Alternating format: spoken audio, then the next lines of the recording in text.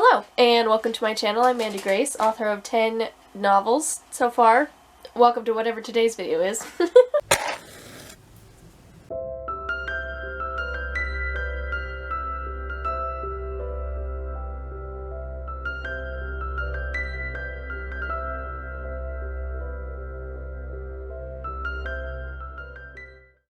I kind of want to take a trip down memory lane. Hi, Xander. This is probably a bad idea, and I haven't prepped right, so like I didn't go look at it first to see if this was a good idea. But I kind of want to go look at my fan fiction that I was writing when I was in high school. So, you know, 10 to 15-ish years ago. Wait, 15 might be too many. Math? 10 for sure. That would put me at 17. That was super unimportant. So yes, I was writing fan fiction as a teenager. Very early writing, and I'm curious what it looked like. I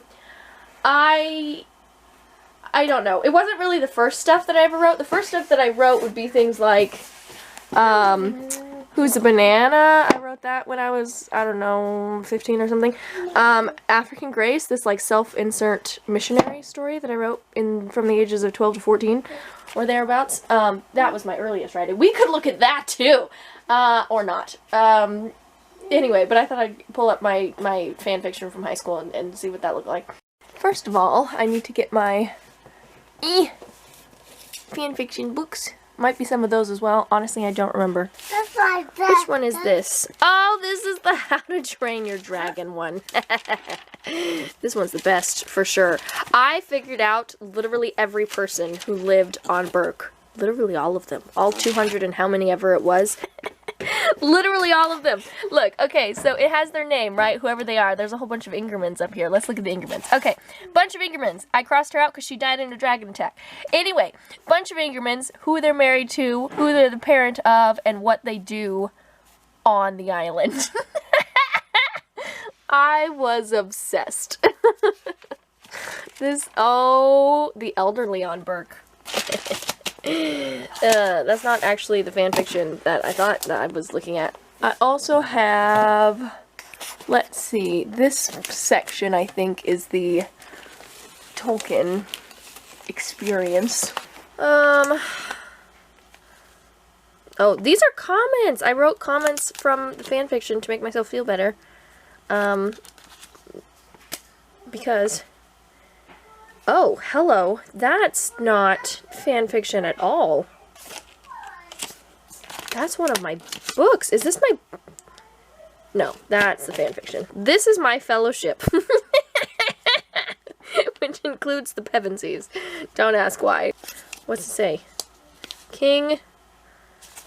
Well, I can't do this with one hand. King Richard dies! That feels like not... not fan fiction. Hold on. I'm getting the distinct feeling that this is not related to my fanfiction at all. This might be something else. Hold on. Sit. I need to know what chapter 1 is about. Chapter 1. King Richard dies. That's unfortunate. Poor King Richard. Mary is born. Oh, this is Return to Grace. What? John's coronation. New sheriff appointed. Chapter 2. Sir Ralph, the new sheriff, comes to Nottingham. Sir Hugh's appointed to go hunt down Robin Hood. Princess Joan dies. Good lord. This is Robin Hood. Why is this? Why is this in my fanfiction section? What are you doing here? You don't belong. Shame on you. Okay, you're probably the same, right? Chapter 11. No! This is the book I'm currently writing. Guys, I'm finding all kinds of things. I thought I was more organized than this. Hope and Cindy! This is book 2 in the dystopian trilogy. Hold please. I need to put some of these things where they belong, apparently. Okay, so this is my Robin Hood story Bible, which is you. Just go in there. I'll deal with this chaos later.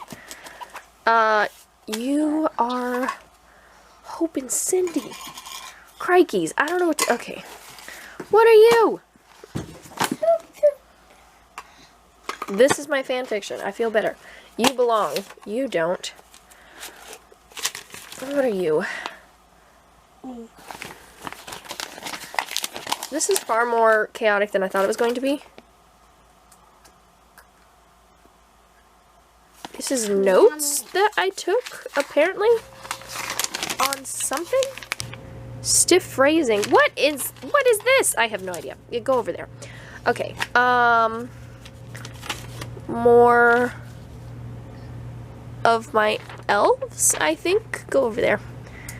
Oh Lord, this is something else entirely. Okay, so this is a really ridiculous nonsense story that I started to write for my friend growing up, who's now my sister-in-law. Never actually finished this story. This is ridiculous. This is a couple other crazy stories that I could have written. Phil is my car. Listen, I had a summer fling with Jet, and then I ended up with my study husband Phil. It's a car joke, but I was gonna actually write it into a story. I remember Daisy. I don't know what some of these other things are. Anyway, that's not fan fiction. And this is the year that I did NaNoWriMo on my typewriter. I do not like that version. We are starting over. Yeah, this is various fan fiction in Tolkien's world. This is what I was looking for. This is what I wanted. Anyway, yes, this is what I was looking for. These random writing things that aren't related to my fan fiction or my Robin Hood story Bible, I need to find a home for. This is my writing shelf of random nonsense, so I'm sliding it in there. And now I am deeply curious what the rest of this is, so I'm pulling it down. Oh, oh, this is fan fiction. This is my Harry Potter fan fiction. This is, oh, this is my college papers. All the college things that I kept for whatever reason that I chose to keep them. But this is fan fiction. This one, what is this? We haven't looked at you yet. You look intimidating. My name is, this is Brianna. What is she doing up there in the fan fiction shelf? Gotta get these papers back out. Some of these were related to Brianna. Yeah, anyway, this is my psychological thriller set in the 1980s-ish, which I wrote for NaNoWriMo, I don't know, 2019 or something like that, and did not finish. The only NaNoWriMo I actually failed. Okay, I don't know that I actually need any of the random story Bible situations, you know, precursors to what my story Bibles actually look like now. I don't know that I need those for this adventure. I was actually going to pull up the computer. There we go, my fanfiction shelf. This got way more chaotic than I expected. I had no idea what was on that shelf because I haven't touched it in forever. Yeah, don't mind my nephew, he's a little loud. Archive of our own. Hi, hello, can I log in? Do I, oh, okay, yes, absolutely, I agree, I consent. Log in, please. It does remember me.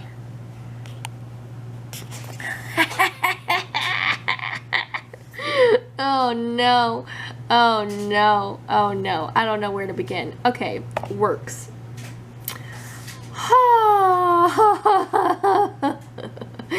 Yes, okay, the How to Train Your Dragon one. Oh, my honorary marauder. Good times. The War of the Ring. Oh, lordy. So I have a bunch in the, all of these are in my, what do you call it? What do you call it? Oh, Tolkien and C.S. Lewis, like, crossover situation. I don't know, it was a good time. Listen, I had, wow, a whole, like, situation going on when I was a fanfiction writer over here 10 years ago. Well, this one wasn't 10 years ago, mind you. This one was 17, 18, 19, 20, 21, 22, 23, 7. Oh, that's almost 10. Anyway, I had it like a community and people like consistently reading and commenting on my books. I don't believe I transferred any of this community to like my actual writing. Lucy's Quest. What should we read, you guys? I feel like we should read something. I don't know what though. Thorin lives. Okay, so I murder Thorin. Listen, it's not a murder. He dies in the original book too. But then I wrote an alternate ending where he didn't die. This is an alternate ending to Lucy's Quest if Thorin had lived. Okay, it isn't an alternate ending. I mean, it is, but it's not. In reality, this little piece was the start of it all, the beginning of all of Lucy's adventures in Middle-earth. I wrote this nearly 4 years ago. Oh, good lord. Okay, when did I publish this? 2016. 4 years before that was 2012, and I was, what, 16 in 2012? Wait, was I 20 when I published this? Good lord, I was doing this much longer than I thought I was. No, I was 21. No, I was 20, because that's July. Math. Okay, anyway, doesn't matter.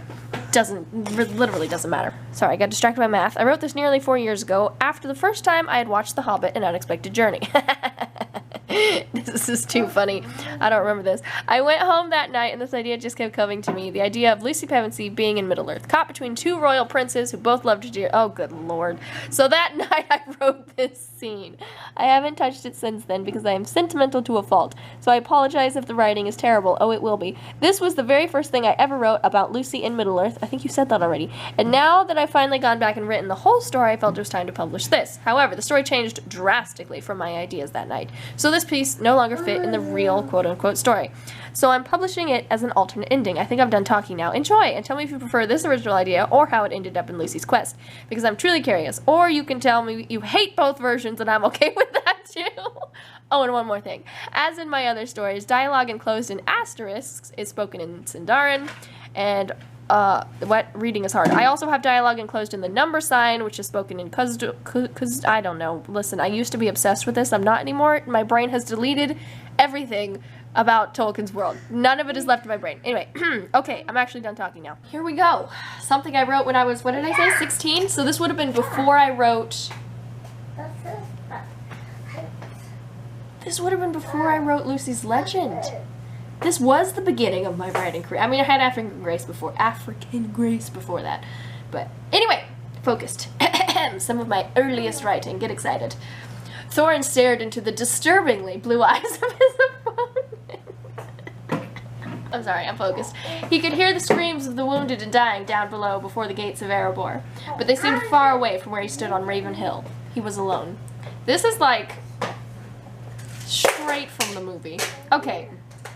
I don't even like those movies. We don't have to talk about it. And I really apologize for the nephew. He's playing. He's happy. Leave him be.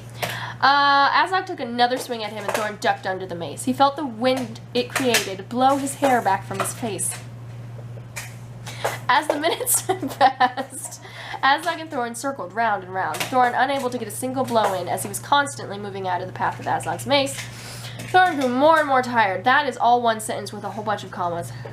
Wow, okay. He was exhausted, in all caps. Every blow of Azog's bit into the ice and sent another crack scurrying around their feet. Thorin stepped backwards as another blow came, and then he noticed the eagles flying overhead. Hundreds of them. Hope filled his spirit. Oh, did it? Azog watched the eagles too. When he turned back to Thorin, Thorin was holding his mace. What? Azog's mace? Did he just like grab it and the orc didn't notice? Or what, does he have his own mace? I'm confused. Thorin heaved it with what strength he had left into Azog's mace. Slowly, with the weight of that heavy mace in his arms, the ice parted beneath... What is this nonsense? Parted beneath him and Azog slipped into the freezing water. But the brief moment of joy on Thorin's part was not to last.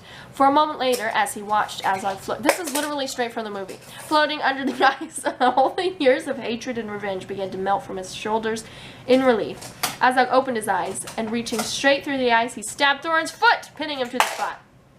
Then he burst through the ice and knocked Thorin off his feet. His sword came flying downwards, only to be met by Thorin's. Why does he have a sword now? Okay. Thorin held his sword horizontally in both hands, holding back Azog's blade. But his strength was running out, and Azog's blade inched closer and closer to his heart. Even as his enemy's blade came nearer and nearer, Thorin's mind drifted away from Raven Hill. He wondered where Bilbo was, and wished he had had the chance to apologize. His heart ached for his sister's sons, never to breathe again on this earth. And then he thought of Lucy, of the horrible things he had said to her last night, the tragic way they had parted, if only. But he would never see her again, never know if she mourned his death. Suddenly Thorin knew he couldn't die without killing Azog. A last heroic thought entered his mind. He would let Azog stab him, because it would bring the monster closer to him. He couldn't hold him back anyway. There was no stopping what was about to happen. And then as Azog triumphed, he would put his own blade through the Defiler's chest. With a last burst of energy, Thorin shoved his blade upward, pushing Azog back a bit, and he pulled his own blade out of the way of Azog's. But as Azog's blade... This description is hurting me. We just keep saying the same words over and over again. As Azog's blade came crashing down, Thorin felt a violent jolt as if something or someone had crashed into his side, and he slid out from under Azog. He heard a familiar voice cry out in pain, and... This is so dark. I mean, it's not, but it is. And turned quickly toward Azog, and whoever it was who had cried out. What he saw made his heart stop beating. Lucy was there, where he had been moments before, and Azog's blade was straight through her heart. Thorin... Why am I laughing? Thorin picked up his sword as his vision blurred in his wrath. He could never remember spelled with an E on the end for some reason, what happened next. But when he came to his senses, Azog was lying dead beside him. His face hardly to be recognized, so wrecked it was. I like how he blacked out so I didn't have to write that fight scene.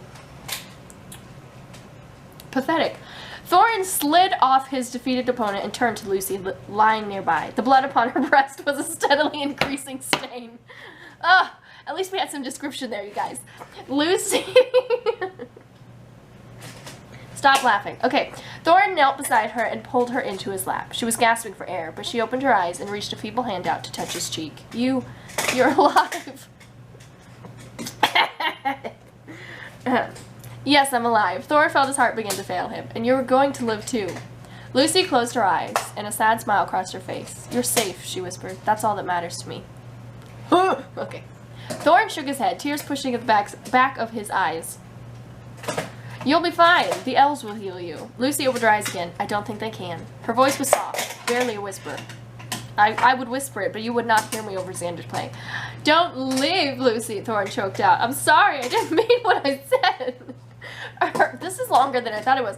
Her hand moved from his cheek to his lips. Shh. I know. Lucy. The love and pain in his voice brought tears to Lucy's eyes. Be a good king for me, Thorin. I'll do anything for you. He leaned down so his face was close to hers. But you have to live. Oh, no. Okay. Thorin. I can't even read this. Will you braid my hair? The tears on his cheeks were hot as he gently stroked his fingers through her hair, and then he took a small portion in his hands and began to braid. It did not take him long to give her his braid, the braid that marked her... Okay, blah, blah, blah. I don't want to read this. This is disgusting. Marked her as his one, as a bride of Durn. Lucy! Thorin looked up to see Legolas running toward them. He fell to his knees in front of Thorin and pulled Lucy into his own arms. Lucy! This is reminding me in some horrible way of reading the very end of Lucy's legend. Different Lucy, mind you. But just the two men. I liked love triangles. I don't know. Anyway, leaving one hand on Thorin's neck. What now? She lifted the other one and gently caressed Legolas's face. Well, great. Okay, farewell, Melanie.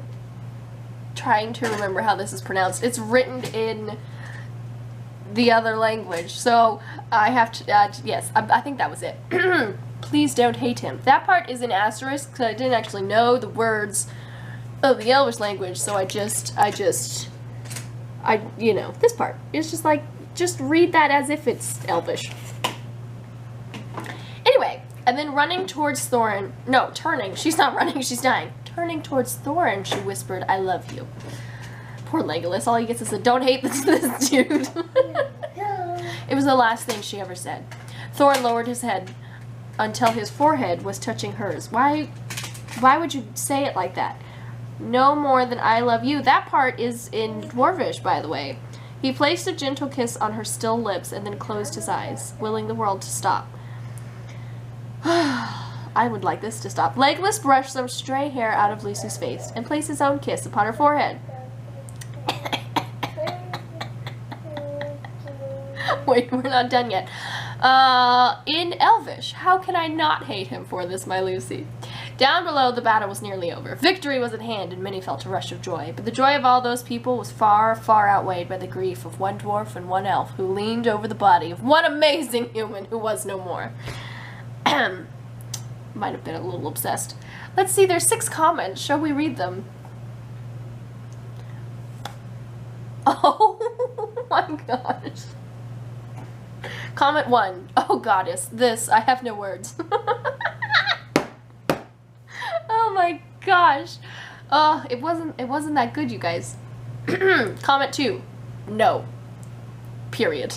Comment 3. Could you write another one-shot, what if, about Lucy meeting Thorin in Aslan's country? Pretty please. I don't think I ever did that. The next comment. I hate both. Really, your writing is marvelous, but I hate both endings. They're both sad. So in the one, Thorin died, and the other one, Lucy died. They don't get a happy ending. Anyway, I hate both. Really, your writing is marvelous, but I hate both endings. They're both sad. And as I have hyper empathy, you and me both, girl, you made me feel too much. I'm not well now. Okay, I'm as distressed as your characters, and I hate that. I love this person. I love that they were able to feel the scene. I did not, as you could tell. I was laughing the entire time. I probably felt it when I wrote it. Anyway, thank you for your story. I really liked it, and you write well. Thank you. But I will read no more. I just can't. This story will be associated with a strong feeling of distress to me for some time. Oh, lordy. Okay. That was fun. That was fun. I never finished this story. So I have... Let's take a look at this. So, yes, Lucy's Middle-earth. The Adventures of Lucy. Which one is that? Oh, this is when she comes to... This is the first story. They all come to Middle-earth in different places, not all together. She ends up over in Mirkwood and hanging out in Erebor and, like, becomes friends with all the people. Everybody falls in love with her because that's how things work. Yes. Basically. And then the dragon comes, right? So that's what happens there. Lucy's quest is going back to Erebor. She comes back to Middle-earth just in time to go to Erebor. But will they reclaim the friendships they once possessed? Okay, anyway.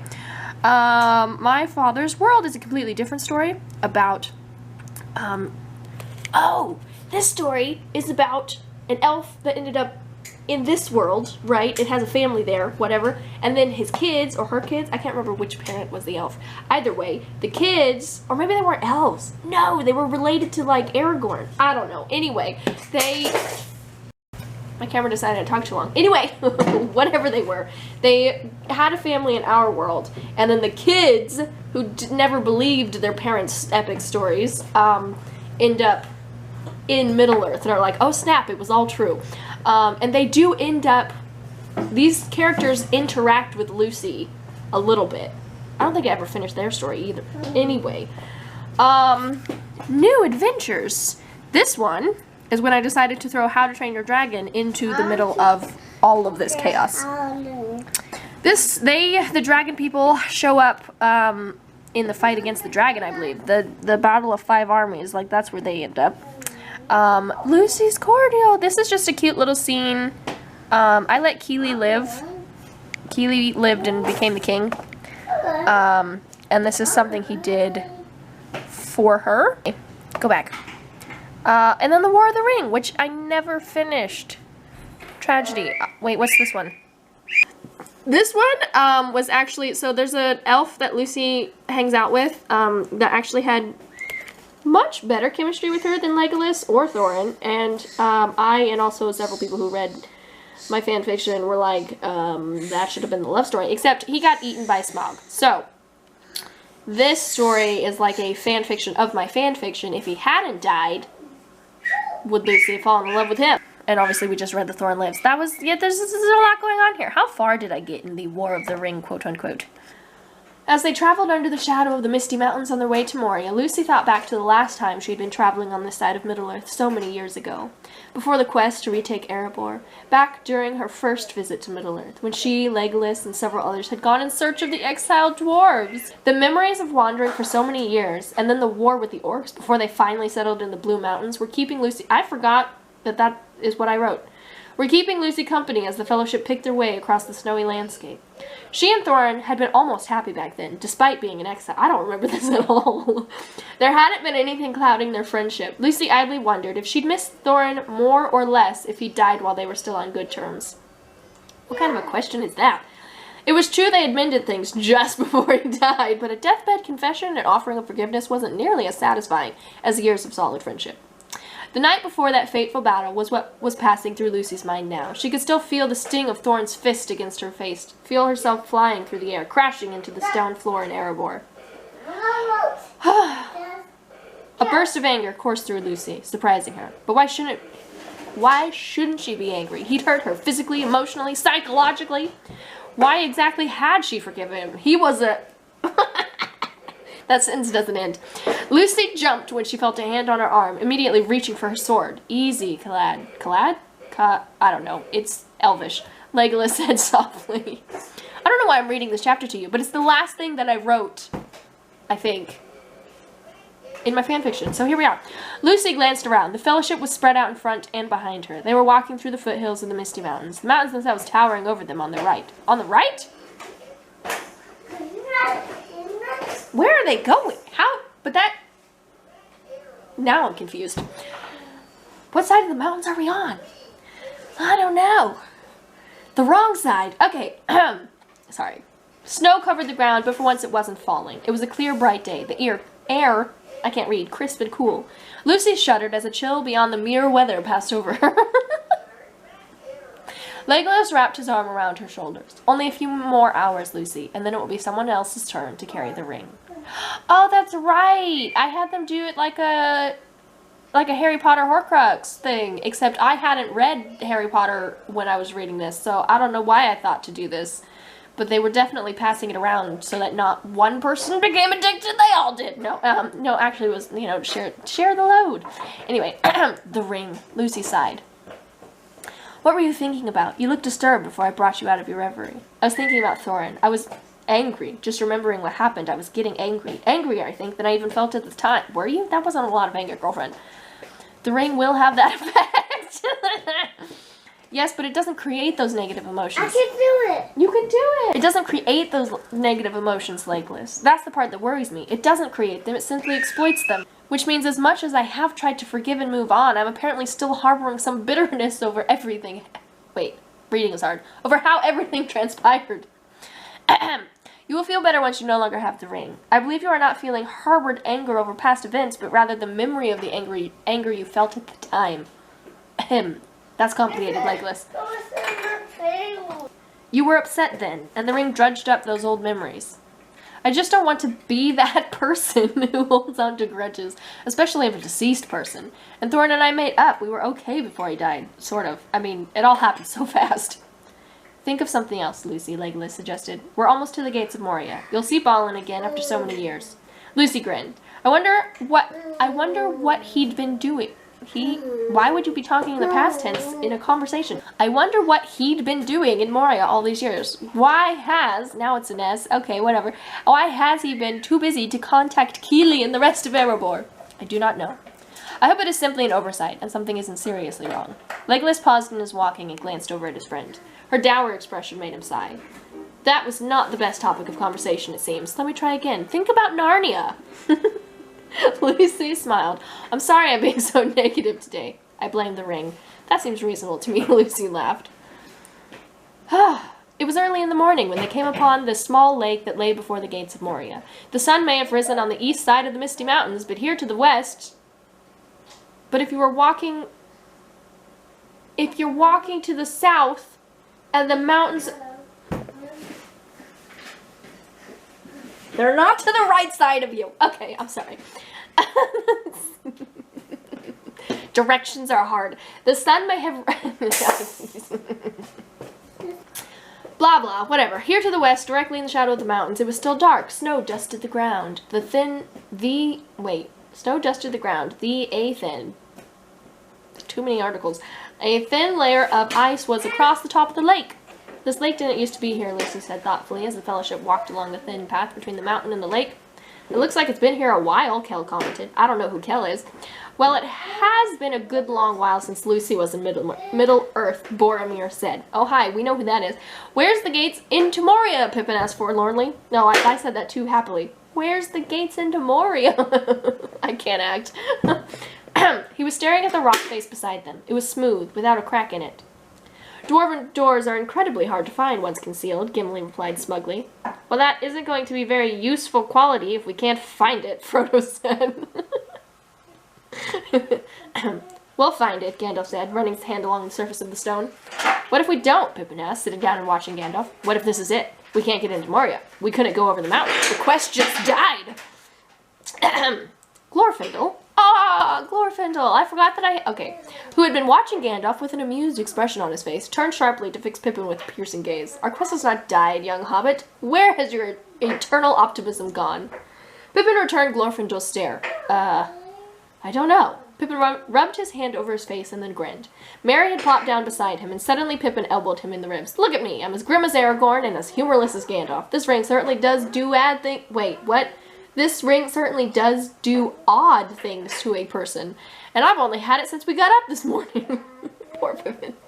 Glorfindel relaxed as Pippin's genuine laughter filled the air. The poor hobbit had only had the ring for a few hours, and it had turned his cheerful personality quite sour. What was going to become of them all on this journey to Mordor? Found it, Gandalf said. He said a few words in Elvish, and then the door began to take shape. It wasn't like the hidden door in Erebor. It looked like someone had painted the door and the subsequent carvings and words on it into the side of the mountain using gold and silver. What a way to describe things. That's quite beautiful, Jill exclaimed. What is Jill doing here? What is it? Ithildine, Legolas said. The elves make it from Mithril. The elves? Kel asked. I thought this was a dwarf gate. I don't know who Kel is. It is, Gimli insisted. Indeed, Legolas replied. The elves and dwarves worked together to make this gate. There was, as surprising as it may sound, friendship between the two races when these doors were made. The question now is how to open them, Gandalf said. I do not remember the password, although the riddle transcribed on the door should be useful. That will not be necessary, Glorfindel said. My memory is long. It does not diminish with the years. Say Melon and the doors will open. He's so sassy. Gandalf's nose twitched, and Lucy almost thought he was miffed that Glorfindel had remembered something that he himself had forgotten. With a huff, Gandalf spoke the elven word for friend, and the doors opened. Into Moria we go, Susan said. Where did Susan come from? Hopefully nothing too horrific awaits Oh, good lord. Hopefully nothing too horrific waits inside this dark cavern. Eustace sighed, trying to see inside. I don't know where all these people are coming from. We shall soon see, Peter said, because he's apparently also there, his hand on his sword hilt. Slowly the group moved forward, passing through the door in groups of 2 or 3, as it wasn't wide enough for all of them to enter at once. It was pitch black inside. The early morning light from outside was leaking in the open door, but it only went a few feet, and then there was nothing but blackness. Hold on. Gandalf's voice called out through the darkness. A moment later, a light appeared at the end of his staff and illuminated the entire room they had entered. The sight that greeted them was one that made the hobbits shudder and the rest of the fellowship instantly draw their weapons. ... That is the end of the chapter. The only comment, there's one comment on this chapter, and it says, only took me 20 hours to read your purely Lucy works, and I quite enjoy them. Is there a chance that they flee in time to not get forced to go through? I don't know. I don't know. I didn't write it. Who knows? Nobody knows. This was a random video. Not at all. I didn't really have a plan, but like, it was not what I expected it to be, even though I didn't have a plan. But anyway, I think I'm done now.